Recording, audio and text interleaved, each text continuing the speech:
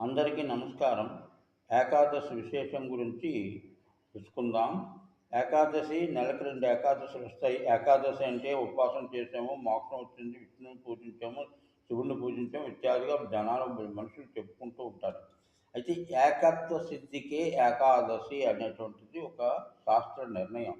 ఏకత్వ సిద్ధి ఏంటి? 5 జ్ఞానేంద్రియములు, 5 కర్మేంద్రియములు ఏకత్వాన్ని చెంది దాన్ని ఒకే రకమైన విశేషంతో ఏకాగ్రతతో పూజ కార్యక్రమం నేర్పించి పాపప్రక్షాళన చేసుకోవడానికి ఏకైక మార్గం ఏంటంటే ఉపవాస దీక్ష.